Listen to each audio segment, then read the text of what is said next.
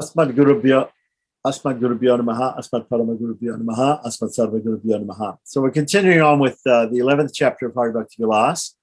And yesterday we had a quite involved discussion last time about activities to be done in the evening and at night, including the possibility of a grihasta having sex with his wife on certain occasions. So those details are found in the previous section, and also remembrance of the Lord, putting the Lord to bed.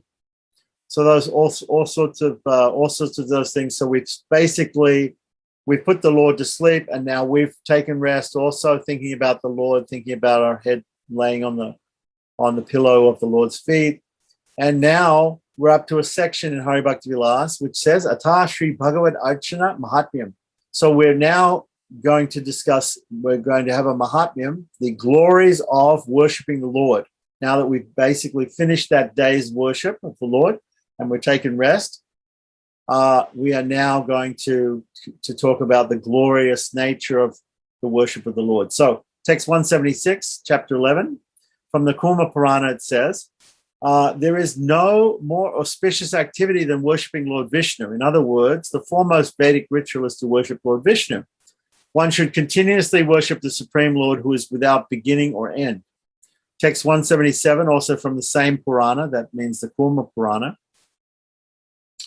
There's a discussion between the Supreme Lord and Bhrigu, who is one of the sages, right? One of the great sages, who actually at one point there was this, Bhrigu was sent to see who was the supreme, and he figured out that by offending each of the main devatas, he found out that ultimately Vishnu is supreme, and he ended up kicking Lord Vishnu in the chest. And we see on Vishnu's chest, of the chest of Vishnu deities, we often see what's called Bhrigupada, or the foot mark of where Bhrigu kicked him.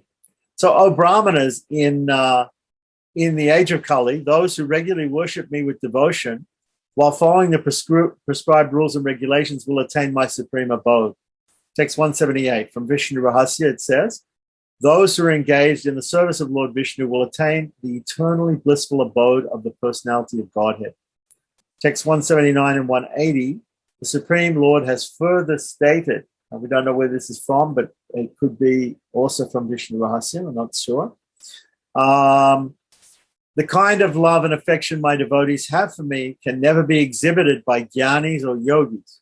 Although the process of meditation and other such paths are considered to be excellent, if properly executed, work in devotion is most dear to me. So that is why I'm very satisfied when my devotees are devoid of envy and worship me with devotion. Text 181 to 182. I consider the activities of those who engage in my worship with unalloyed devotion and who constantly meditate upon me to be the topmost form of yoga.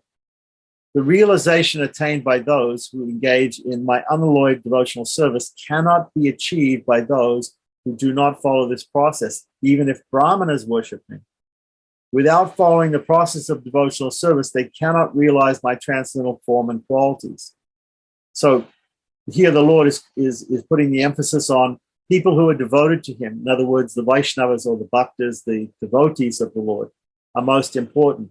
And it doesn't matter if you're not a devotee of the Lord, if you don't have devotion to the Lord. Even you might be in the topmost class in the society, the Brahmin class. But still, you cannot realize his form and qualities if you don't have devotion to him. So devotion is most important. So text 183 to 184, there is nothing more satisfying or beneficial for a person than engagement in the devotional service of the Lord. Factually, devotional service alone is the most auspicious activity, and it awards one material enjoyment as well as liberation.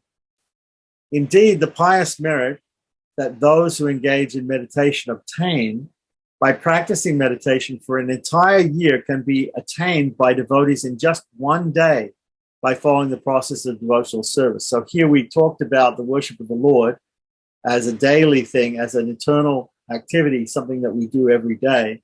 And so therefore, it's interesting here that that he says that the merit that ordinary people get by practicing meditation for an entire year come to the devotee, the person who's the bhakta of God, or of Sriman Narayana or Lord Krishna, right, in simply one day.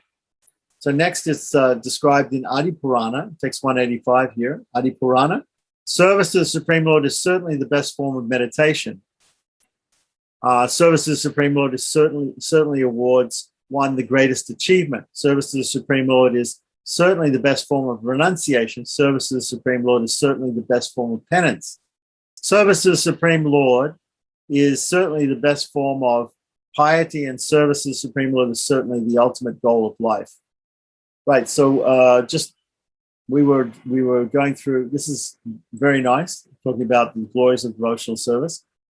We were going through Mukunda Mala, and there was a sloka in Mukunda Mala by King Kulashekara where he was saying that if you don't have devotion to the Lord, then all these vratas and penances and things like that, or fast where you're fasting, is simply weight loss. It doesn't help you in the ultimate. It just, maybe you lose a few pounds because you fast. That's it. So he was saying that. Apart from that, it's just material. So text 186 to 187 from Narada Purana, or Naradiya Purana, it says, Lord Rishikesh is obtained only by devotional service and not by wealth. In fact, one can achieve all kinds of desired results simply by worshipping Lord Vishnu with devotion. As a thirsty person becomes satisfied by receiving cool water, Lord Hari, the master of the universe, takes away all of one's distress, becomes quickly satisfied if he is offered even a small quantity of water with devotion. So it's interesting here. So the analogy is that of a thirsty person becoming satisfied by receiving cool water, and Lord Hari will satisfy your distress if you simply offer him a small portion of water.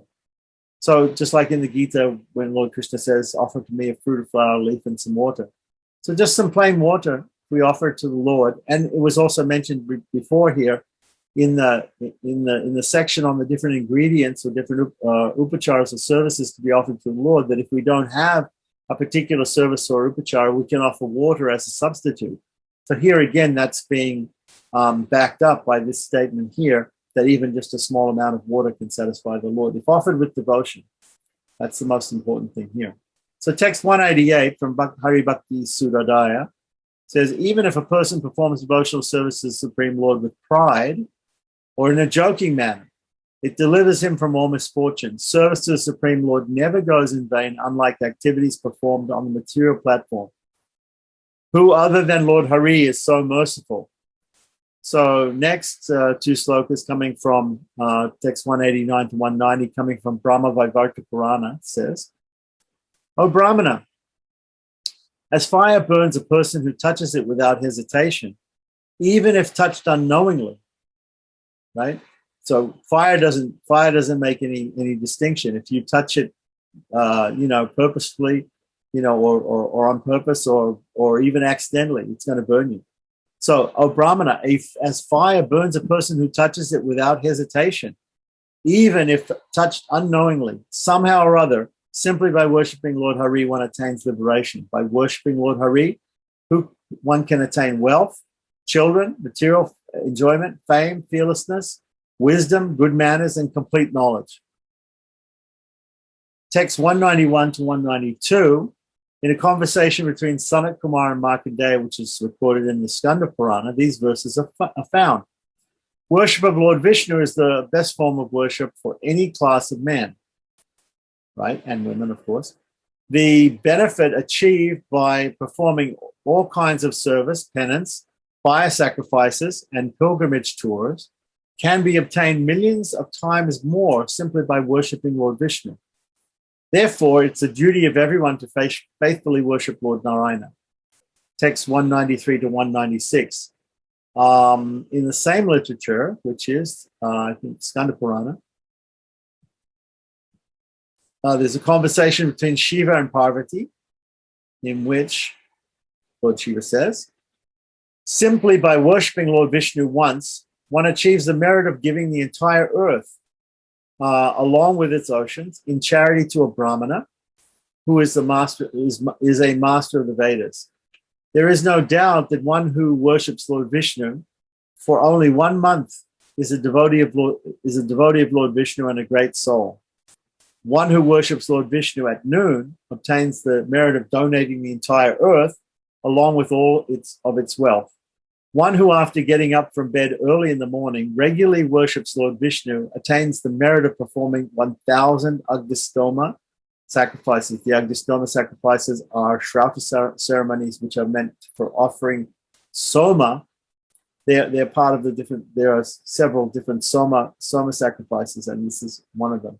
Offering Soma Ras, which is a sattvic intoxicant to Lord Vishnu through the fire. So text 197 to 199, one who engages in the worship of Lord Vishnu in the evening with devotion attains the merit of successfully performing the cow sacrifice.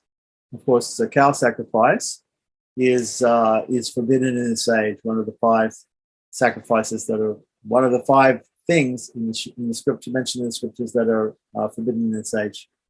Horse sacrifice also is forbidden. It is a fact that one can have all his desires fulfilled simply by worshipping Lord Vishnu with devotion at noon, or indeed at any other time of the day. So not just at noon, but also at any other time of the day. Noon is important, though. Noon time is a good time. It's called Abhijit Muhurta. It's a wonderful time to perform worship or to perform some ritualistic activity, some puja. And it is when the sun is completely overhead. And the sun, of course, is the Pratyaksha Devata, Surya Narayana, the god that we can see in the sky every day. So one who worships Lord Vishnu every day becomes glorious and satisfied in this world and attains the supreme abode after death, text 200. It's also said, when persons can attain liberation simply by taking initiation into the chanting of the holy name of Lord Hari, then one can simply imagine what will be their destiny if they fully engage in unalloyed devotional service. So it's interesting here. And what's mentioned in the Sanskrit is Diksha Matrena Krishnasya, right? Diksha Matrena. I'm not sure if it's Matrena here or if it must be Mantrena. But anyway, it's could be Matrena. By getting Krishna Diksha. Yes, Krishna Mantra Diksha. And again, in text 201, there's a conversation between Brahma and Narada, and it says, worship of Lord Vishnu is the only means to cross over the fearful ocean of material existence, wherein repeated birth and death takes place. This fact is accepted by all great authorities, text 202 and 203. The only person who can achieve actual benefit in life is one who can please Lord Vishnu. Only by the mercy of the Supreme Lord can one's family become exalted. He is the actual shelter of all living entities. Worshipping Lord Hari in full surrender is the result of one's previous performance of austerity, of sacrifice, austerity, and other pious activities. Text 204. People in this age of Kali are very fallen, and so it's very difficult for them to understand even the most elementary principles of the science of self-realization. However, if they take to the worship of the Supreme Lord, then their lives can become successful. For all classes of men, the worship of Lord Vishnu is the most desirable object. Text 205 and 206. In this age of Kali, which is full of darkness, one should constantly engage in the devotional service of Lord Hari. Simply by worshipping the Supreme Lord, who holds a conch, disc, club, and lotus in his hands, all the demigods are automatically worshipped because he is their original cause. By worshipping Lord Keshava, the killer of the Keshi demon, one will no longer have to experience the torments of hellish punishment. Text 207 and 208. One who offers obeisances to Lord Hari, who is the worshipable deity of everyone, and who worships him even once, will achieve the supreme destination that is sought after by the demigods.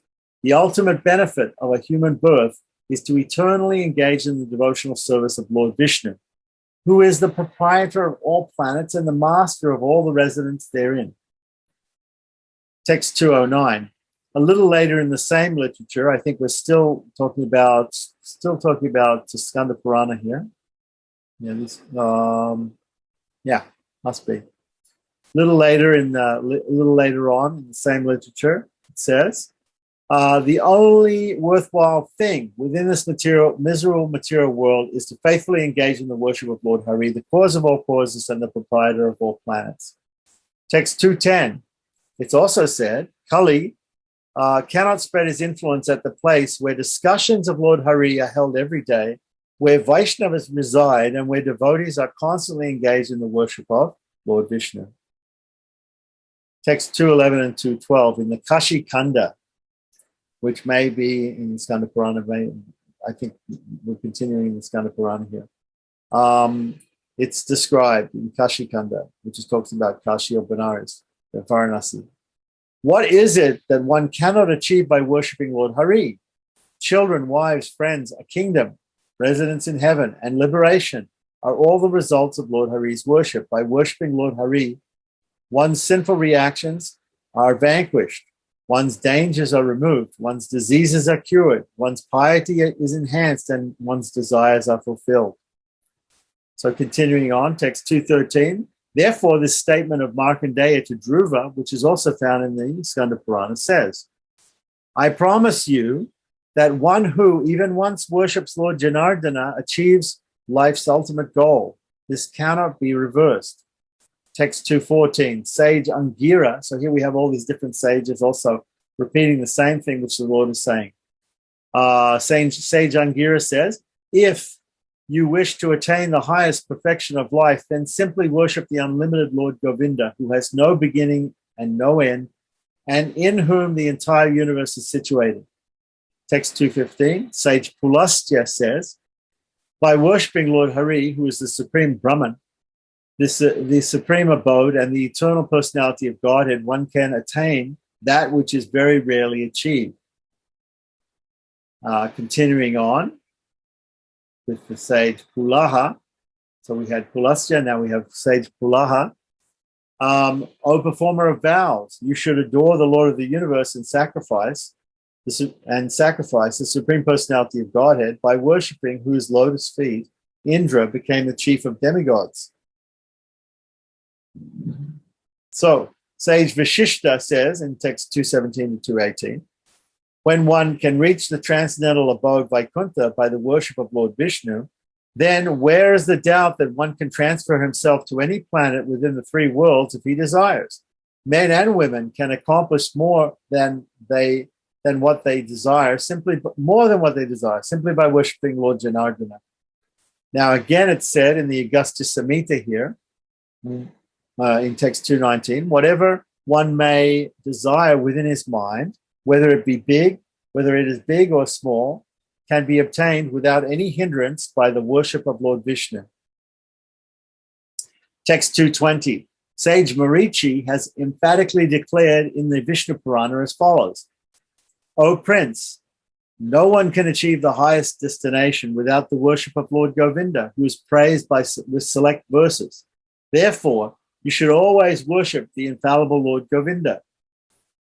In the same Purana, right, that is Vishnu Purana, it's stated, by worshipping Lord Vishnu, everything imaginable within this world, all one's desires, heavenly pleasures, elevation to Dhruvaloka, liberation, and even Vaikuntha can be achieved.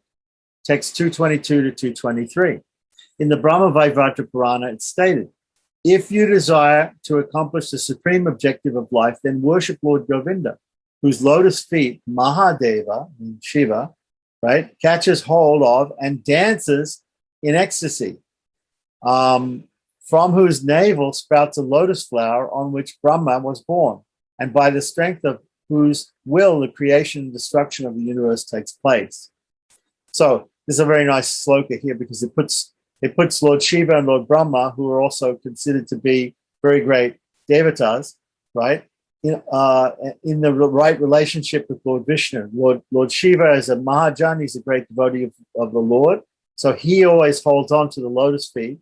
He's at the lotus feet. He's a surrendered soul at the lotus feet of Lord Govinda. And Brahma is of course born from the Lord, the lotus that springs from the navel of the Lord. Very nice. So, text 224 to 225, in a conversation between Markandeya and Sahasranika, that was recorded in the Nrsimha Purana, these verses are found. O noble king, one who regularly worships Lord Nrsimhadev with intense devotion becomes qualified to reside in heaven or even attain liberation. There is no need to deliberate further on this point. Considering this, one should take a vow to worship Lord Nrsimhadev with full attention throughout one's life and thereby receive the most auspicious result. Text 226 to 228. In a conversation between Vyasadeva and Sukadeva Goswami that is recorded in the same Purana, I think we're talking about Vishnu Purana still, these verses are to be found. Dharmaraj once asked a candidate for punishment, some candidates for punishment, why didn't you worship Lord Keshava? If you had done so, you wouldn't have to rot in hell and suffer like this. What was your reason for not worshiping the Supreme Lord? When worship with even an offering of a little water, the Lord awards liberation to the worshipper. Why did you not worship Lord Narayana, who appears in various incarnations such as Narasimha and possesses unlimited transcendental names such as Rishikesha? He alone awards liberation to those who remember him. Text 229 and 230. Sutta Goswami spoke these verses in glorification of Aditi as recorded in the Brihad Naradiya Purana. Wherever the worshippers of Lord Vishnu reside, there cannot be any impediments or disturbance. Not even the king could create any disturbances there. And so what to speak of thieves and diseases? Ghosts, evil spirits, hobgoblins, witches, and demons cannot create any obstacle for the worshippers of Lord Vishnu. Text 231, in a conversation between Yama and Bhagiratha, that's found in the same literature, which was the Brihad Naradiya Purana, right? 7 generations of the family of a person who worships the infallible Supreme Lord, even with just some fruit, a leaf, or some flowers, are granted the impersonal liberation of merging into the existence of Lord Vishnu. Text 232 to 233. In the Dvajaropana Mahatmyam, which is the glories of raising a flag, probably in the temple of the Lord, like that for a festival, of the same Purana, which was the Brihad Naradiya Purana, the Vishnu Dutas spoke these verses. How can I sufficiently describe the glorious benefit accrued by worshipping the Supreme Lord Narayana, when simply by hearing his holy name only once at the time of death, one can easily go back to the Lord's transcendental abode?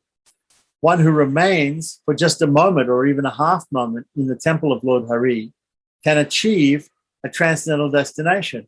What then can be said for those who serve him with love and devotion? Text 234. In the same Purana, sage Vibhandaka spoke this verse to King Sumati. O foremost king, what can I say about the glorious worship of the Supreme Lord?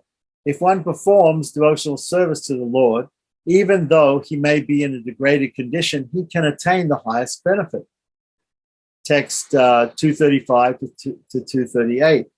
At the end of the Prayaschitta Prakaranam, which is the section on Prayaschitta or atonement, it is stated, one who worships Lord Hari, even though he may have acquired the ingredients for worship by begging from others, or had worshipped him with some material motive, will be free from all sinful reactions and thereafter attain the supreme abode of the Lord.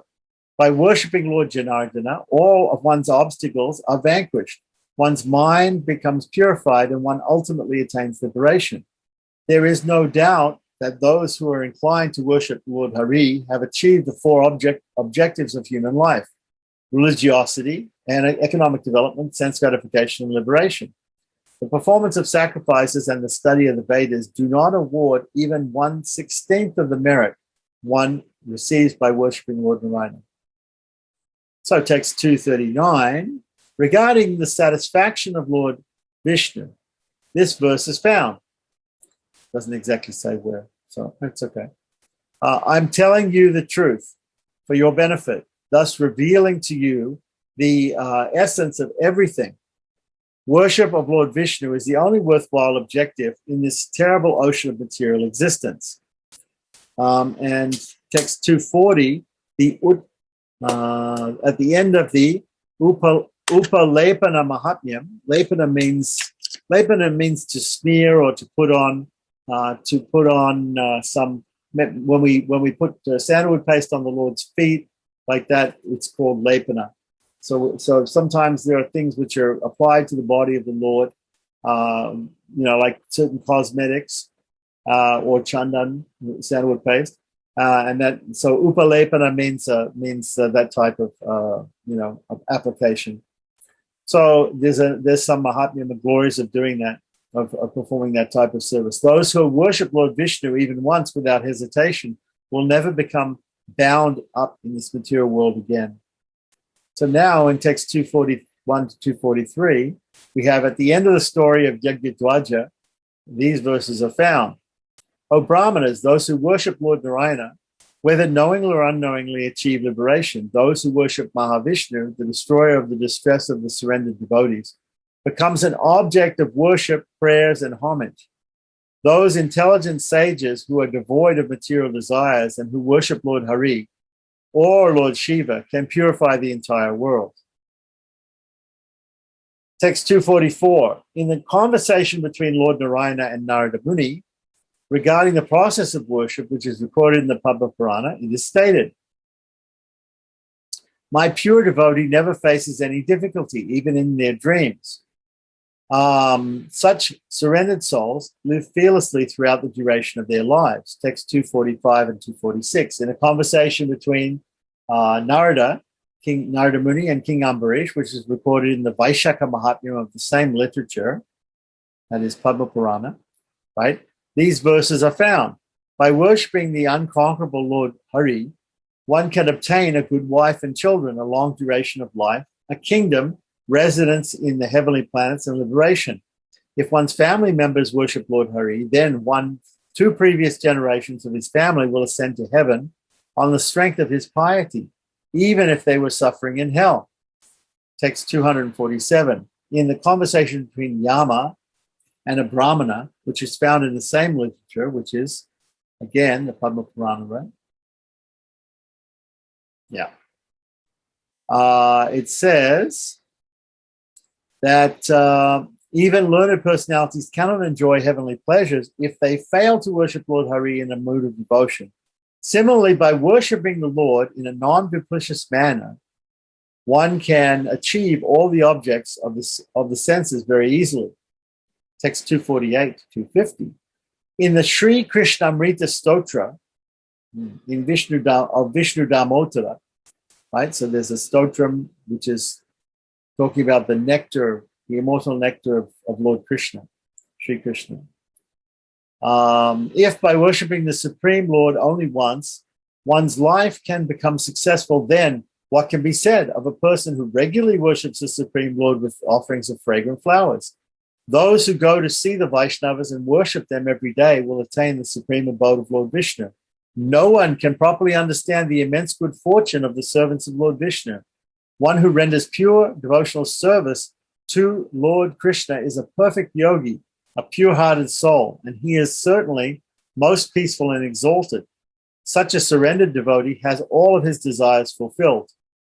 Text 250 and 251, again from the Augusta Samhita, which we remember is mostly about the worship of Lord Rama, right? Some servants of the Supreme Lord always chant the holy name of Lord Rama a prescribed number of rounds on their chanting beads and thus live in this world as liberated souls, merged in an ocean of transcendental ecstasy. There are other devotees who are inclined to render service to the Supreme Lord in the form of Lord Ramachandra, treating him like a friend and sleeping with him in his palace. Text 253, it's also stated, if the devotees of Lord Ramachandra worship him By following in the footsteps of the liberated souls who are not compelled to follow scriptural rules and regulations, they also attain the platform of liberation. Text 254. In the Bhagavad Gita 12.1, it's stated, Arjuna inquired, which are considered to be more perfect, those who are always properly engaged in your devotional service, or those who worship the impersonal Brahman, the unmanifested? Text 255. In reply to Arjuna's question, the Supreme Lord, Sri Krishna, spoke the following verse in the next verse, Bhagavad Gita 12.2. He says, those who fix their minds on my personal form and are always engaged in worshipping me with great and transcendental faith are considered by me to be most perfect. Text 256. King Prithu spoke this verse, which is found in the Srimad Bhagavatam, 4th canto, 21st chapter, 31st verse. By the inclination to serve the lotus feet of the Supreme Personality of Godhead, suffering humanity can immediately cleanse the dirt which has accumulated in their minds during innumerable births. Like the Ganges water, which emanates from the toes of the lotus feet of the Lord, such a process immediately cleanses the mind, and thus Krishna consciousness gradually increases. Text 257. Sage Narada spoke this verse, which is found in Srimad Bhagavatam, Canto 4, Chapter 31, Text 14. So we have Chapter 21, and then we have Chapter 31 of the 4th canto. Okay, followed by giving water to the root of a tree, one satisfies its branches, twigs, and leaves. And by supplying food to the stomach, one satisfies all the senses of the body. Similarly, by engaging in the transcendental service of the Supreme Lord, one automatically satisfies all the demigods and all other living entities. Text 259. Kavi, one of the Navi-Yogendras, spoke this verse, which is found in Srimad Bhagavatam, 11th canto, 2nd chapter, verse 33. It is my opinion that those whose intelligence is constantly disturbed by falsely identifying with this temporary material body can achieve real freedom from fear only by worshiping the lotus feet of the infallible Supreme Lord. In such devotional service, all fear entirely vanishes. Text 259. The Supreme Lord spoke this verse, which is found in the Srimad Bhagavatam, 11th canto, 27th chapter, text 49. The 27th chapter of the 11th canto is Lord Krishna's instructions on deity worship. So he says here, by worshipping me through the various methods that are prescribed in the Vedic literature, one can achieve his desired perfection both in this life and in the next. Text 260 is further stated in the 11th canto, 27th chapter, verse 53, which is just 4 verses later, right? However, one who simply engages in devotional service with no attachment for the results of his actions will attain me. Thus, whoever worships me according to the process I have described will ultimately attain pure devotional service unto me. And the next quotation comes from is verse 261, which comes from the Gautamiya Tantra and is spoken by Narada Muni. Lord Hari, who is very affectionate to his devotees, becomes controlled by one who offers a handful of water and a tulsi leaf in pure devotion. Text 262. Now we have another topic here. Ata puja nitita. The worship of the Lord is eternal. So in the Mahabharata it's stated, one who does not worship the Lord, who is the proprietor of the entire universe, who protects everyone just like an affectionate mother, and who is the creator and destroyer of the cosmic manifestation, should be considered no better than a killer of a brahmana.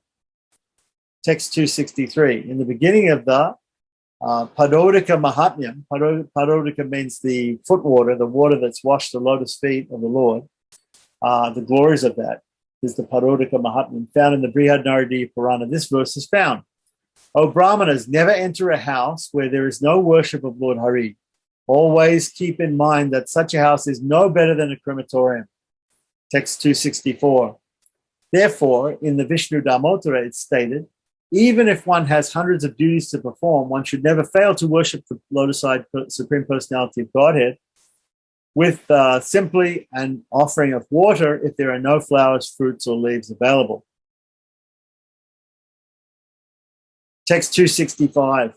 In the Naradiya Purana, it's stated, on auspicious days such as Janmashtami and other holidays, one should collect the necessary ingredients and worship the Supreme Lord, the master of the demigods, Narayana. Continuing on to text 266, Lord Hayagriva makes the following statement in the Hayashirsa Pancharatra. One should rather die and have his head cut off than give up the worship of an installed deity of the Supreme Lord. By all means, one must continue his worship at once started. Text 267 to 268. We have already described that honoring the remnants of the Lord's food and worshipping the deity are eternal activities. We have also delineated the glories of worshipping the Shalagam Shila. Whatever was previously written about the glories of the limbs of worship are applicable here as well. In other words, the previous descriptions can be accepted as the glories of the Lord's worship. Text 269. How can an ordinary person who is as insignificant as an insect control the intoxicated elephant in the form of the Lord's glories that wanders about within the forest of Vedic literature without the mercy of the Lord? So it's a very nice allusion there of how an ordinary person would try to control, would be like insignificant like an insect in trying to control an elephant. Nice. Text 270. Therefore, the ultimate conclusion of any sane person that any sane person will come to is that one should always chant the holy names of the Supreme Lord, although the glories of the Lord's holy names are widely proclaimed. We shall describe them here in brief. Okay, good. So now we had two Mahatmyams there basically about the worship of the Lord with devotion. And now specifically he's going to talk about, he's going to give quotations about the holy name of the Lord. So text 271 we have, Ata, Sri Bhagavan Nama Mahatmya, the glories of the Lord's holy names. So this will be especially important in Kali Yuga, because Kali Yuga, the Yuga Dharma is to chanting of the holy name of the Lord, hearing, chanting, remembering the holy names of the Lord. So now we will pass Bhagavan Nama Sankirtana, is the Yuga Dharma. So now we will pass on the instructions of the merciful sages regarding the holy names of the Lord for the benefit of those whose hearts are polluted with material desires. Nice. So, text 272, various names of the Lord are to be chanted to receive various results. To counteract one's sinful reactions, this process is given in the Kurma Purana. Okay. By chanting this mantra 21 times, the sinful reactions accrued by killing a Brahmana are destroyed. And here's the mantra. Shri Narasimha, Jaya Narasimha, Jaya Jaya Narasimha. So if we look at here, it says we should chant this 21 times. So if we look at the Sanskrit, we see Tri Sapta Pritvo. So Tri Sapta means 3 times 7. 3 times 7 means 21. Right? And Japtam is here. You have to chant this 3 times. And it says here, Shri Sabda Purvam. Right? So it means the sabda or the word Shri comes first. Purvam. Then in the middle, Jaya Sabda comes in the middle, right? So it's then Shri Sabda comes first, Jaya Sabda comes in the middle, Jaya Dvayad Utas, and afterwards another two times Jaya is said, right? And in this way, we chanting the name Narasimha, right? So Shri Narasimha, then Jaya Narasimha, then Jaya Jaya Narasimha. So the mantra itself is explained in this sloka from Kurma Purana. Shri Sabda Purvam, Jaya Sabda Madhyam, Jaya Dvayad Uttaratas Tatahi, Shri Sapta Kritvo Nrisimha Nama, Japtam Nihanyad Api Viprahatyam. It's a very nice sloka, and it's a very good pramana. Nice. So Shri Narasimha Jaya Narasimha Jaya Jaya Narasimha. Okay, nice. Now we have text 273 in the same Purana, which is what? It's the Kurma Purana. The process of removing fear is explained. One becomes relieved from great danger or fear if he chants Sri Narasimha Jaya Narasimha, Sri Narasimha Jaya Jaya Narasimha 21 times. So that's, again, in the same Purana, there's another statement here about chanting this mantra of Sri Narasimha Jaya Narasimha 21 times. So it says, Sri Purva Narasimho Dvi Jayad Uttaratas, which it says just to chant, but this time it says just to chant Sri Narasimha Jaya Jaya Narasimha. Saying Sri before Narasimha, and then afterwards Jaya Jaya, and then Narasimha. And this also should be chanted 21 times to remove fear. And the first one was, what was the, getting rid of the reactions of killing a Brahmana. That first mantra, Sri Narasimha Jai Narasimha Jai Jai Narasimha, and the other mantra, Sri Narasimha Jai Jai Narasimha, for removing fear. Okay, so now text 274 to 276, to invoke auspiciousness for special occasions. Vishnu Damodara says, in a conversation between Markandeya and Vajra, as follows. One should first chant the holy name, Purusha, for 1 year. Then Vamadeva for 1 year. Then Sankarshana for 1 year. Let's see what the word is in here. So it says, Purusham Vasudevam cha, tata Sankarshanam vibhum, Padyumnam Anirudam cha, Pramad Abdeshu, Abda, Anabda. Abda is a year, right? Kirtayet. Okay.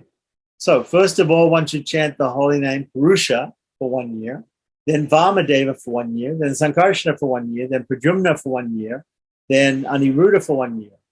When the sun enters the northern hemisphere, which means Makar Sankranti, January 15th or January 14th, excuse me, one should chant the name Balarama. And when the sun enters the southern hemisphere, right, 6 months later, one should chant the name Krishna. O king, during the 6 seasons, beginning with the summer, one should chant these 6 names in order. Madhava, Pundarikaksha, Bhogashayi, Padmanabha, Rishikesha, and Trivikrama. Text 277 to 280. During the 12 months of the year, beginning with Chaitra, which is in April, right, one should chant these 12 names of the Supreme Lord in this order.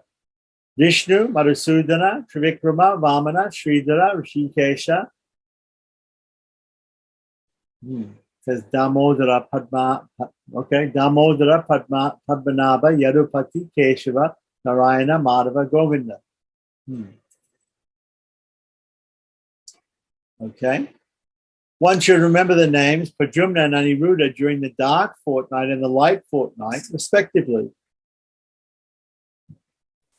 During the 7 days of the week, beginning with Sunday, one should remember these 7 names in this order. Sarva, Sarva Shiva, Stanu, Bhuta, Adi, Nidhi, Aveya. Right? So who notices something about that? Right? Sarva Sarva Shivastano Bhuta Nirabhyayaha. Okay, this is a verse from Vishnu Sahasranama. Sarva Sarva Shivastano Bhuta Nirabhyayaha. Right? These 2 lines are from a verse in Vishnu Sahasranama, for those of you who don't know Vishnu Sahasranama. Okay? So that's very interesting. But in that particular order, one should remember the 7 days of the week. So that's nice. So he's quoting from Vishnu Sahasranama to give us the 7 days of the week. I'm wondering if the previous are also from Vishnu Sahasranama. We can see. Maybe we can look up those things. Okay, text 281 to 283. We have. Look, we have some more names from Vishnu Sahasranama here. The descendant of the Yadu dynasty, Vishva, Vishnu, Satkara, Bhuta Bhavya Bhavat, Buddha Brit, Buddha Krid, Bhava, Buddhatma, Buddha Bhavanaha, Avyakta Pundarikaksha, Vishvakarma, Suchishrava, Sadbhava, Bhavana Bharta, Prabhava, Prabhurishwaraha,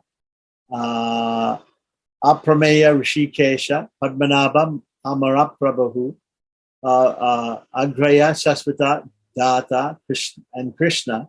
One should remember these holy names of the Supreme Lord as the sun makes its journey around the 27 nakshatras or stars, beginning with Kritika.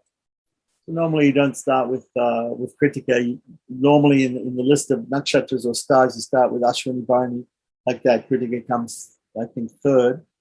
And Kritika, but anyway, he's saying here to start with Kritika and 27 nakshatras, and you should remember these different names. So let's see, we have 1, 2, 3. Yadu dynasty, Vishva, Vishnu, Vasatkara, Bhuta, Bhagiratha, Bhutakrid, Bhava, Bhutatma, Bhutavanaha, Avyakta Purushotsa. Now I'm not sure we can count them up, but anyway. These are also verses from Vishnu Sahasranam. The very first verse of Vishnu Sahasranam is Vishvam Vishnu. So starting with Vishva here. Vishvam Vishnu Vasatkaro Bhuta Bhavya Bhavat Prabhu. Right? Then we have Bhutakrid Bhavo Bhutatma Bhutavanaha. Bhutatma Paramatmacha Muktanam Paramagati Aviya Purusha Shakti Chetu Yogsa Evicha Yoga Yoga Viraneda Parana Purusheshvara. Narasimha Bhushina Keshava Purushottamaha Sarva Shava Shivastanu Bhutani Navyaya Sambhava Bhavano Bharta Prabhava Prabhurishwaraha. Right? Swayambhu Sambharaditya Pushkaraksha Mahaswanaha Aprameyo Shikesha Padmanabho Maraprabhu. Yes, so it's all, many of these words are from Vishnu Sahasranam, from stokas of Vishnu Sahasranam. So we're going to, probably there'll be a section coming up which talks about the Vishnu Sahasranam itself. So here we have a respected king, text 284 to 285. A respected king, one should remember each holy name corresponding to each nakshatra. During the fortnight, beginning with Pratipad, or the first day, up to the full moon or the new moon day, one should remember these holy names in order. So there should be 1, 2, 3, 4, 5, 6, 7, 8, 9, 10, 11, 12, 13, 14, 15. 15. Okay, so 15 from Pratipad up until Amavasya or Purnima. Of the different lunar tithis, there are different names to be remembered. Brahma, Shripati, Vishnu, Kapila, Sridhara, Prabhu, Damodar, Rishikesha, Govinda, Madhusudana, Bhudara, Gadi, Shanki, and Padmi and Chakri. So, text 286 to 287. O Yadava, one who always and throughout every stage of his life remembers the holy names of Lord Vishnu, who is the origin of the demigods. So one should always do that. O King, the holy names of Lord Janardana should always be glorified, because by chanting them, everyone can attain auspiciousness. Whatever position one may find himself in, one should chant the holy names of the Supreme Lord, who always desires the welfare of his devotees. Text 288. To fulfill various desires, sage Pulastya has advised one to chant these holy names of the Lord. So, according to sage Pulastya, Kama Pradakanta Kama Pala Hari Ananda Madhava one should chant these holy names of the Lord if one wants to achieve the fulfillment of his desires. Text 289 continues, those who are desirous of victory should chant these holy names: Rama, Parashurama, Nrsimha, Vishnu, and Trivikrama. Text 290 to 291, those who engage in studies should always chant the holy names of Purushottama. Those who are entangled in an undesirable way should chant the names Damodara, Keshava, and Pundarikaksha every day. If one is frightened or faced with some bodily pain, such as eye disease, he should chant the holy name Rishikesha. Text 292. While taking medicine, one should chant Achyuta and Amrita. Right? This is also stated, while going into battle, one should remember the name Aparajita. Aparajita means that he cannot be defeated.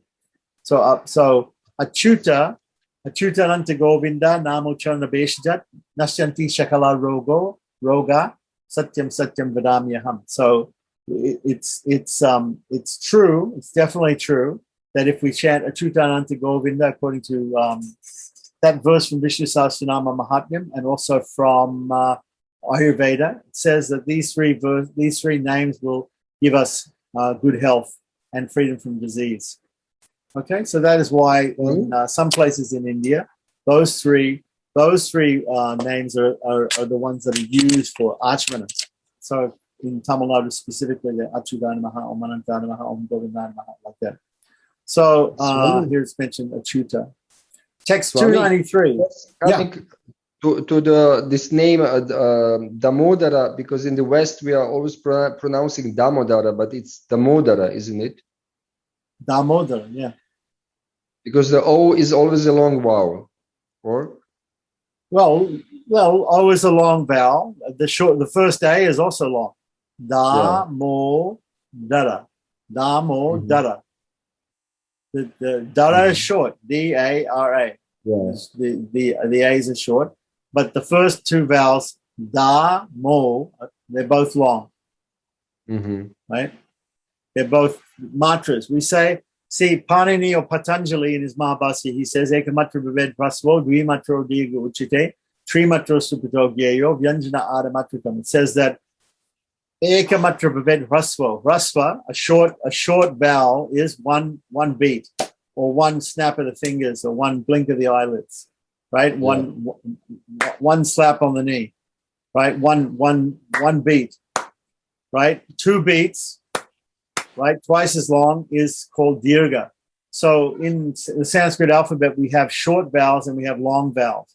The short vowels are a, I, u, ri, ri. The long vowels are a, I, u, ri. Some people say there's a long ri, although Panini doesn't say that. Ri, right? And then a, I, o, ow. We have no short E and O in Sanskrit. In English and in other languages in India, they do sometimes have a short E and a short O. A short E would be and O. There is no or O in Sanskrit. So this is not Damodara. It's not Damodara. It's Damodara. Damodara. Damodara. Okay? Thank you. Yeah. Also, we have to be careful when we pronounce when we pronounce Sanskrit words in English or in other languages. In other languages, we tend to stress certain syllables. But Sanskrit, the stress is equal in all syllables, but only the time length of the vowels is different. So you can have a vowel which is one matra long, two matras long, which is a long vowel. And then if you see in the text, sometimes they write a number 3, it means you have to make it longer. Sometimes people, when they chant Om, they chant it for 3 instead of 2, because if Om is O, right, we have to chant it long, O. But if we chant it 3, then we chant. So normally we would chant Om, Om. But if we extend it, we can chant Om. So sometimes 3 or even 4, we can extend some. We can extend vowels. Vowels can be extended, whereas consonants cannot. Okay, so let's hear this again. Those who are engaged in study should always chant the holy name Purushottama. Those who are engaged in an undesirable way should chant the names Damodara, Keshava, Pundarikaksha every day. If one is frightened or faced with some bodily pain, such as eye disease, he should chant the holy name Rishikesha. So, text 292. While taking medicine, one should chant Achyuta and Amrita. While going into battle, one should remember the name Aparajita. Text 293. If a person desires auspiciousness, he should chant the name Chakri while traveling to the east, Gadi while traveling to the west, Shangi while traveling to the north, and Khadgi while traveling to the south. Okay, so these are different weapons of the Lord: the chakra, the discus, the club, the Gadi, Shanga, the bow, and Khadgi is like a mace, a type of mace. Okay. So 294. So it's interesting to think of these weapons in the different directions, like a Kavacha mantra. We think of the Lord's weapons protecting us in different directions. Text 294. Those, of course, the Lord's weapons are there to protect the devotees because the Lord Himself doesn't need protection. He doesn't need weapons, But to protect His devotees, He has weapons. Those and to vanquish the miscreants, right? Pritranaya sadhunam vinashaya chaduskritam. It's mentioned in Bhagavad-gita. So those who wish to flourish in business should remember the names Ajita, Adipa, Sarva, and Sarveshvara. Text 295. While sneezing or stumbling, or at a time of great suffering due to the influence of an inauspicious planet or star, or during a drought or a flood, or other natural disaster, one should remember the name Narayana. Okay, so different holy names for different occasions. This is what we're talking about. Text 296 to 297. When attacked by plunderers or enemies, when in darkness because of a wild animal such as a lion or tiger, or when in complete darkness or confusion, one should remember the name Nrsimha. When in danger due to fire, one should remember Lord Vishnu, who lies on the ocean of milk. Chirabdi Sayan is his name. Chirabdi Sayan. Chirabdi means the ocean of milk. Sayan means lying on the ocean of milk. So it should be said up here somewhere. Not sure if it's there in the Sanskrit. Where is it in the Sanskrit? Nrsimha's there. It says here Jalasayan. Jala means water. Maybe that's just the poetic license of the translator that he said the ocean of milk rather than water, because here it seems to say Jalasayan, lying on the water. By remembering the name Garudadwaja, poison can be neutralized. This is important because normally Garuda, the carrier of Lord Vishnu, is the mortal enemy of snakes, of all snakes. And actually, Garuda has certain ornaments shaped like snakes that he carries on his body, his belt and his armlets and maybe other decorations on his body of snakes. He eats snakes. He's the enemy of snakes, and he has snake ornaments. And we also we understand that eagles are the enemies of snakes. So he also is to be prayed to in the case of getting a snake bite, having snake bite. So if one is poisoned by a snake bite, then there's a mantra, Chiptarchaya Namaha, which is a Garuda mantra for nullifying snake bites, like that. But here it's saying simply remember the name of the Lord, Garudadwaja, which means, Dwaja means a flag. So the Lord has, when the Lord has a chariot or something, or the Lord has a flag in temple, when they raise the flag in the South Indian temples at the beginning of a festival, Dwaja Rohana, and at the end of the festival they put it down, Dwaja Avarohana. That flag has Garuda on it. So the Lord's flag, just like Arjuna's flag has got a Hanuman on it, the Lord's flag, Lord Krishna's flag, has Garuda on it. So Garudadwaja means the person who has Garuda on his flag. If we said Garuda Vahanam, it means the person who rides on Garuda, whose carrier is Garuda. So anyway, we should remember the name Garudadwaja and to neutralize poison. Text 298. A Vaishnava whose heart is fixed upon the Supreme Lord without any deviation should chant the name Vasudeva while bathing, while worshipping the Lord, and while performing a fire sacrifice, while offering obeisances, and while circumambulating the deity. Right.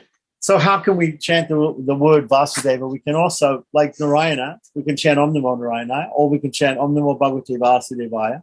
So these words, these names of the Lord can be chanted by themselves singly, and here mostly they're given in the vocative case, just chanting Hare Krishna, Rama, Purushottama, Vasudeva, Damodara, like that.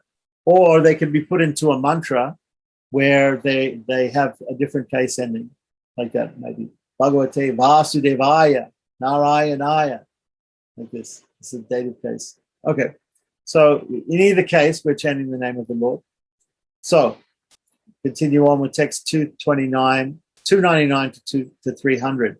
When sinful people create a disturbance or try to harm one, as well as at times of planting seeds in the field, one should chant the names Ananta and Achyuta. If one has a nightmare, then he should remember the names Narayana, Shangadhara, the holder of the bow, Sridhara, the possessor of Lakshmi, right? Purushottama, the supreme person, right? Vamana, who is the dwarf incarnation, right? And Khadgadari, the person who holds the mace, right? Wields the mace. Text 301 to 302. When one is in the middle of the ocean, he should remember the Supreme Lord as he lies on the bed on his bed Ananta, right? Ananta Shesha. To gain prosperity, one should remember Balabhadra, which is another name for Balarama, while performing all his activities. If one offers prayers to the Lord of the universe with devotion for the benefit of his son, he will not face any difficulty. While performing all types of auspicious activities, one should chant the holy names of the Supreme Lord, the husband of Lakshmi. If one is troubled by seemingly insurmountable obstacles, he should chant the name Vishoka. If, by the arrangement of providence, one goes to a country that is afflicted by severe drought, or when one is in great danger due to fire, water, or bondage, or when one is disturbed by some unexpected distress, he should faithfully chant the name Vasudeva. Text 304 to 305. The Supreme Lord, who carries a chakra in his hand, is the master of the demigods and the possessor of unlimited prowess. According to one's inclination, one should glorify the Lord's holy names to achieve perfection in all activities. The above-mentioned holy names of the Supreme Lord are applicable to him only. The chanting of any of these holy names is competent to award one all perfection. Text 306. In a conversation between Markandeya and Vajra, which is found in the Vishnu Dharmottara, it's stated, while swimming, one should remember the names Kurma, Varaha, and Matsya. If one is threatened by fire, he should chant the name Vishnu without interruption. Text 307. To become freed from the influence of any calamity, as well as to become relieved from diseases and the effects of poison, one should remember the holy name Garudadwaja. So that's even said in several places, because we already saw that. Text 308. O king, those who desire to fight should think of Balarama. While working on a farm, one should remember the name Halayuda. Halayuda means one who uses the plow as his weapon, or fights with the plow. Those who want prosperity in business should remember Uttarana. Those who want to complete a difficult task should remember the name Rama, because Rama completed a very difficult task, getting Sita back from being kidnapped by Ravana. So, text 309, while performing a pious activity, the name Vishnu, which is the abode of all auspiciousness, should be remembered. While going to sleep, one should remember Madhava. While eating, one should remember Govinda. And in all spheres of life, one should glorify Madhusudana. Okay, so specifically here, while going to sleep, one should remember Madhava. While eating, one should remember Govinda. So when we do the Brahmana Bhojana, when Vaishnavas do the Brahmana Bhojana, they do the Parisechanam, Om Bhurvava Suvaharat Samare Inyam Bargode Vasidimihi Dioyana Pachode Ati Devasabara Prasuvaha Satyam Satyena Prasinchami in the morning or in the evening. Vitam Tartena Prasinchami, Om Amritopastaramasi, and we sip water. Then we go Om Pranaya Swaha, and we offer the Pancha Ahutis into the fire of digestion. Pranaya Swaha, Om Mapanaya Swaha, Om Vyanaya Swaha, Om Udanaya Swaha, Om Samanaya Swaha, Om Brahmane Swaha, Brahmaniva Atma Amritatvaya, Shri Govindaya Namaha. we say Sri Govindaya Namaha when we eat, right? So this is confirmed that the process of Brahmana Bhojana, which includes that saying Govindaya Namaha, Sri Govindaya Namaha, is correct. So that's the way Vaishnavas do it. At least Sri Vaishnavas do that. So text 310 to 312. Elsewhere in the same literature, it's stated, while taking medicine, one should remember the names Sri Vishnu and Janardana. While going to sleep, one should remember Padmanabha. At the time of marriage, he should remember Prajapati, right? Because marriage is for propagating the species, for having nice children. And so therefore Prajapati means is the Lord, means Prajapati means the Lord of the prajas of all the living beings, like that. And the Prajapatis were progenitors, right? At the time of fighting, one should remember Kruda Chakri, right? So when in danger of losing one's position, one should remember Trivikrama, right? Why Trivikrama? Because when Bali Maharaj offered his head as a place for Vaman Maharaj Vaman Avatar to put his last step on, he surrendered and he lost his position as the ruler of the universe, right? Because he became the servant of Vamandev, right? By allowing Vamandev to place his foot on his head. So to remember Trivikram is to remember a pastime where the Lord takes away somebody's position, right? So it says here, when in danger of losing one's position, one should remember Trivikrama. It's very interesting. This Kruda Chakri also means, the Chakri means a discus weapon. Kruda may come from the word Kroda, which means anger, or some Kruda, I'm not exactly sure what it means, but it may, in some disagreement, uses the chakra in some disagreement. I don't know. While offering a bull in charity, one should remember Narayana. When meeting one's beloved, so some of these names of the Lord, they remind us of certain pastimes, but other, which have to do with the benedictions that are explained here, or the different times and circumstances that we should use them.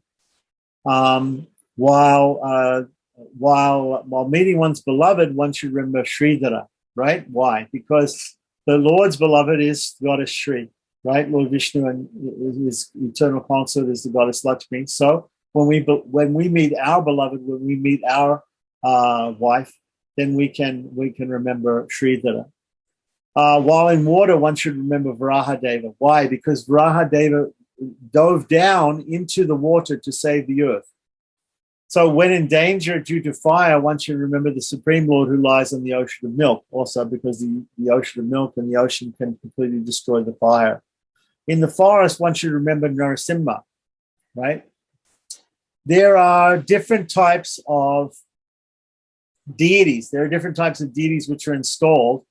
And very often you find in forests, on mountaintops, and especially on the borders of countries facing the other country, you find deities of Narasimha which are installed to protect to like a Lokapala, like a Dikpal, a directional protector.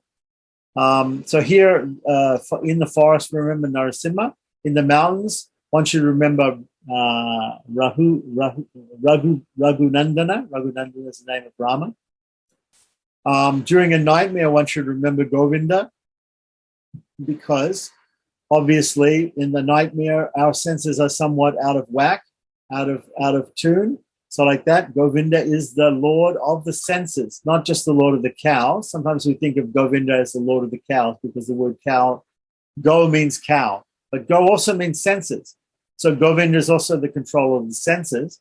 And so one who has his senses completely under control, he will not have nightmares. So therefore, one should remember, if he has nightmares, he should remember the potency of the Lord, Govinda. While performing pious activities, one should remember Madhusudana.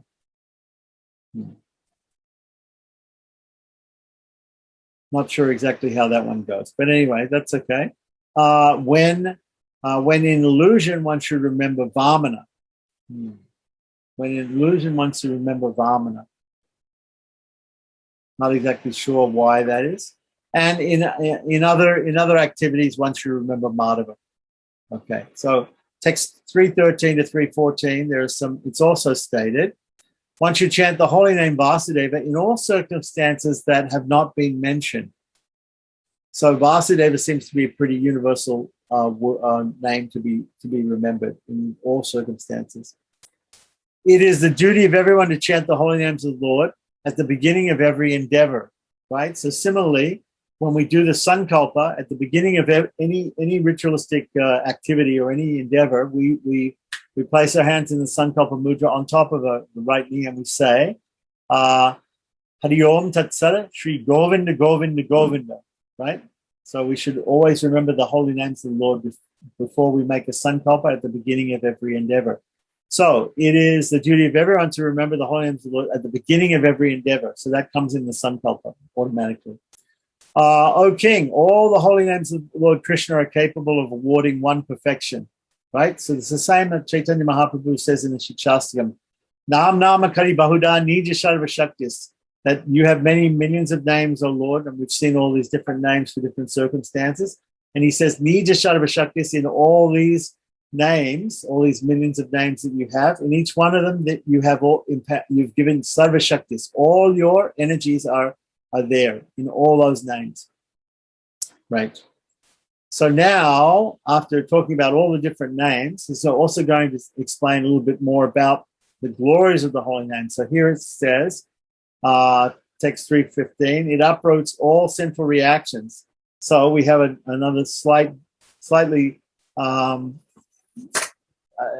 different. We had a Nama Mahatmyam, the Bhagavan Nama Mahatmyam before, the glories of the Lord's holy names, and now we're having the glories of the kirtan of the Lord's holy names, the glories of chanting the holy names, like that. Because previously we could have been remembering the holy names, or we could have been reading the holy names, right? Or we're using the holy names in deity worship. But here it's saying specifically this section, next section, is the glories of chanting the holy names, kirtanam, right? So in the Vishnu Dharmottara and the Hari Bhakti Suraraya, in both those literatures, Narada Muni has spoken this verse. Your hearts must be pure, because I can see that you have developed attachment for chanting the holy name of Lord Hari. Just as darkness vanishes, as soon as the sun rises, all darkness born of ignorance is dissipated from the heart by the influence of chanting of the holy name of the Lord. So text 316 to 317 in the Garuda Purana, it's stated, there is no need for anyone to be afraid of the blazing fire of sinful reactions, because just as a fire can be extinguished by rain from a cloud, the drops of rain from the cloud of Lord Govinda's holy name extinguishes the blazing fire of sinful reactions. Just as a deer flees as soon as she sees a lion, all sinful reactions immediately depart when one spontaneously chants the holy name of Govinda. Text 318 to 319. O Maitreya, as fire purifies all kinds of metal, the chanting of the holy name of Lord Krishna destroys all kinds of sinful reactions. By fixing one's mind on the Supreme Lord, one will never have to experience the torments of hell. By meditating upon him, one's passage to the heavenly planets becomes open. By absorbing one's mind on him, elevation to Brahmaloka becomes an insignificant accomplishment. The inexhaustible Lord, when meditated upon by a pure-hearted devotee, right, sits in his heart and awards him liberation. Is it astonishing that simply by chanting the holy name of the Lord, all of one's sinful reactions are vanquished? So that's a rhetorical question, because of course it's not at all astonishing, because the Lord has invested all his power in his holy names. So text 320, also from the Vishnu Dharmottara, it says, by chanting the holy name of Lord Mukunda every morning and evening, one is liberated from all sinful reactions and becomes eligible to reside in the heavenly planets. Text 321 from Vamana Purana, it's stated, as a thief is known by his actions, the thief in the form of the holy name of Lord Narayana has become famous by exhibiting his pastimes. Ordinary thieves steal wealth and possessions, but the thief of the holy name takes away all of one's sinful reactions that were accumulated over many lifetimes. Nice. So not only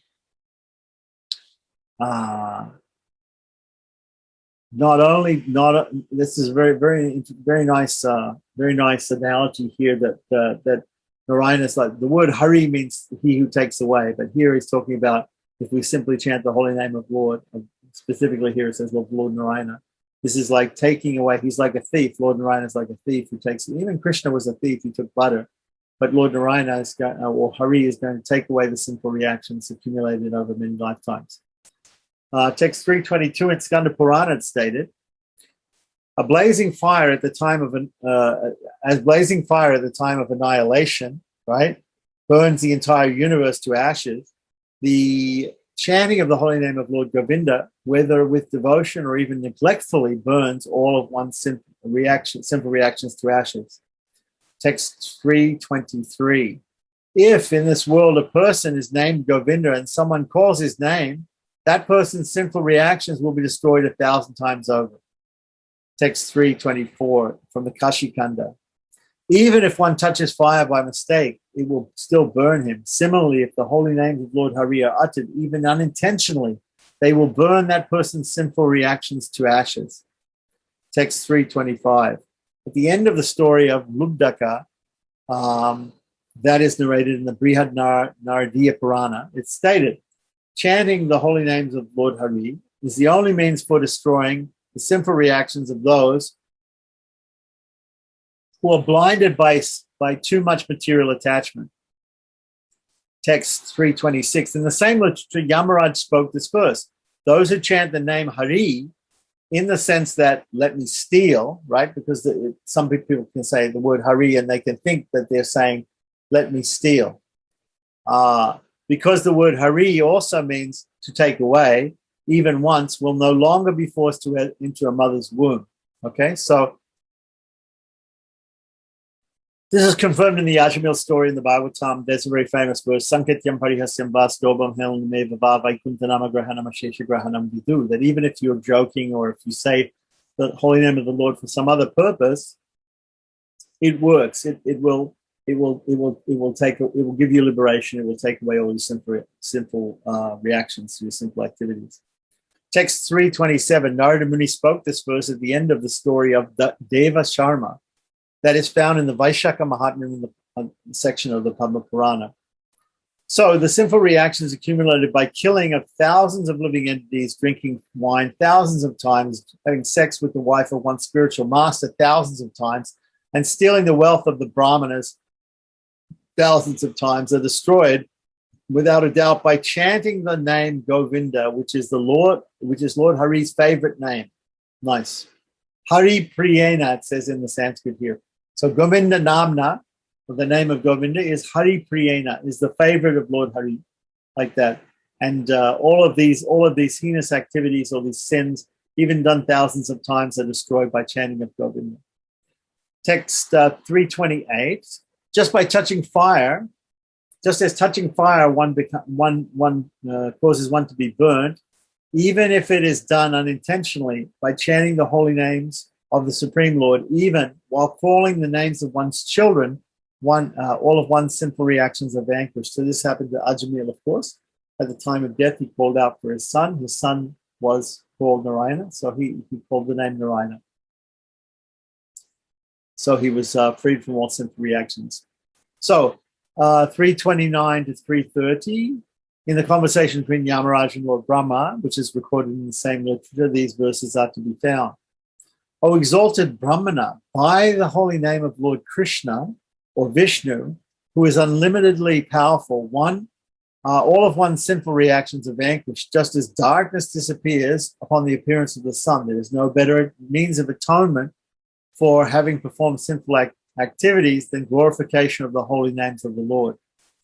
Text 331 to 333. In the story of Ajamila,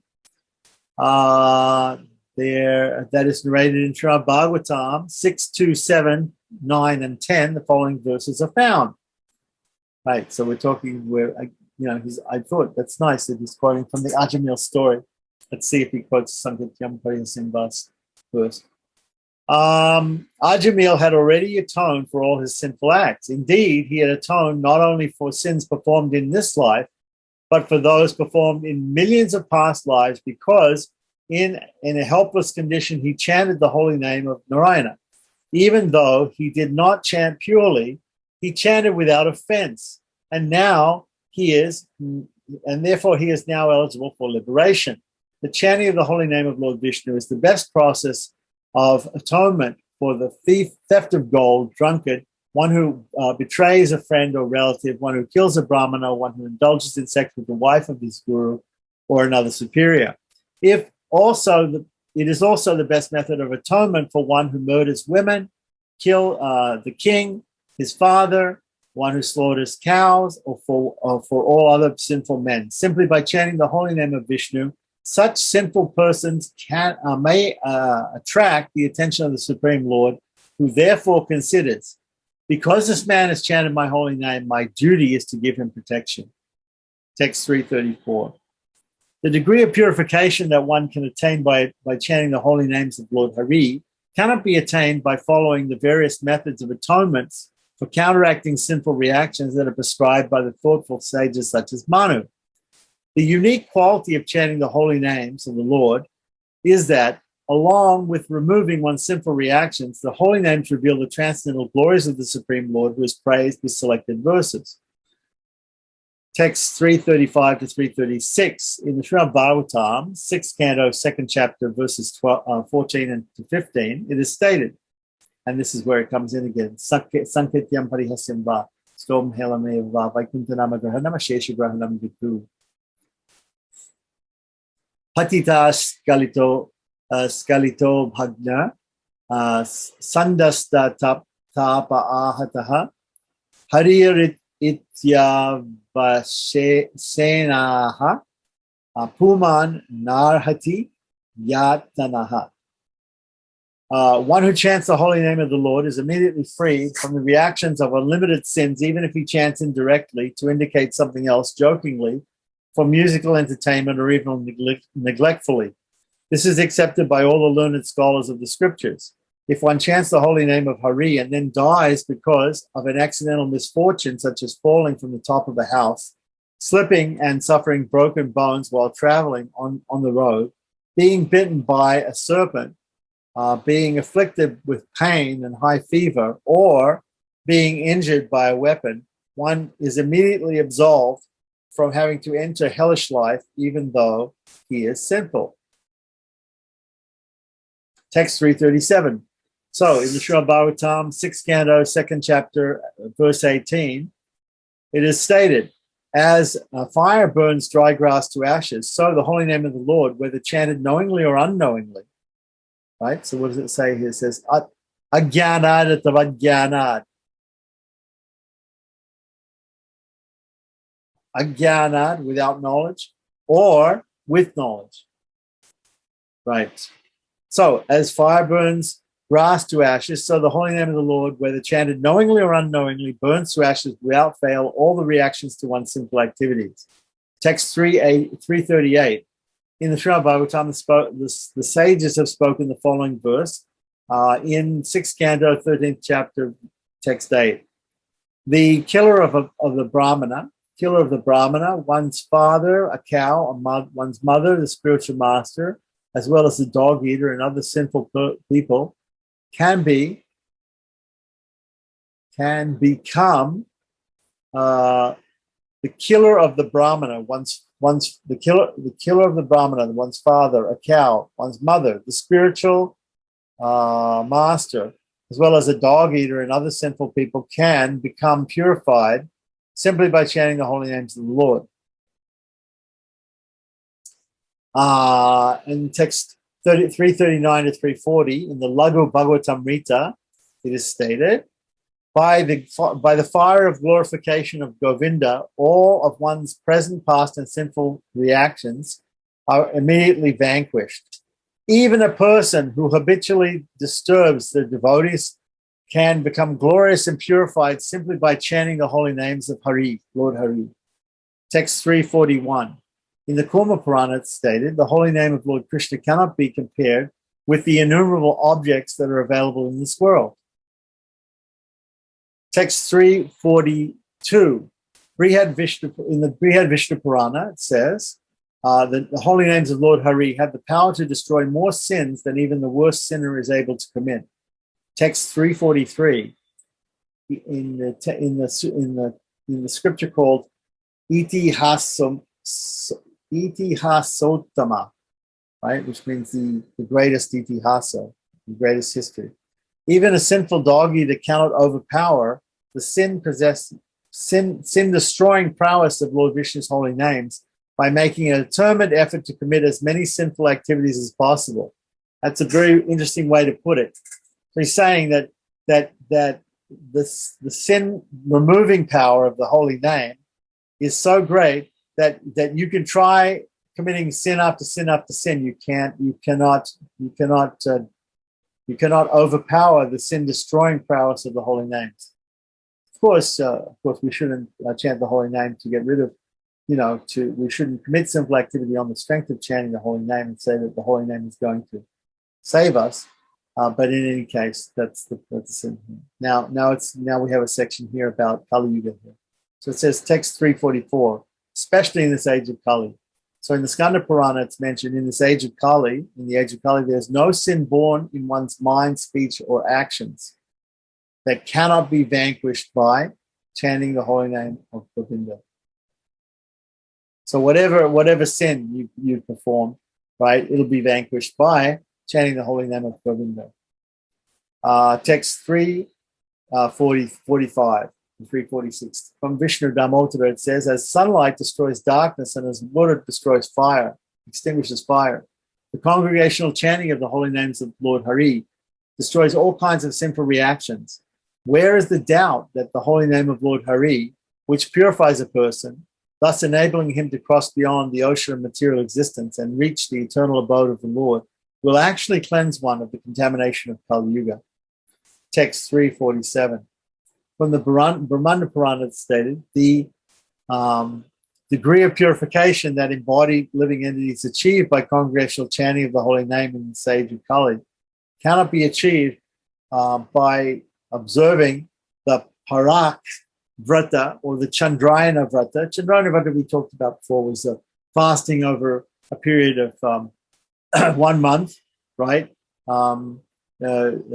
Taking less and less food towards the Amavasya and more food towards the Purnima. Parak Vrata, I'm not exactly sure what that is. Standing on one's head within a circle of fire, or by any other methods. Okay.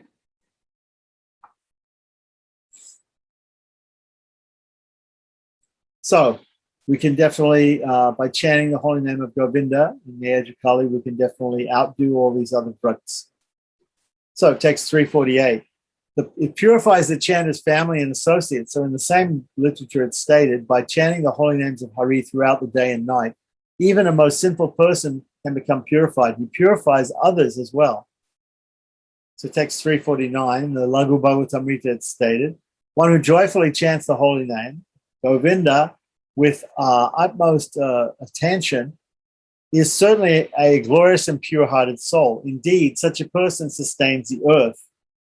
Text 350, from the Hari Bhakti Suradaya. It is not that one who is attached to the chanting of the holy name of Lord Vishnu only purifies himself. He can purify the entire world by propagating the glories of chanting the Lord's holy names.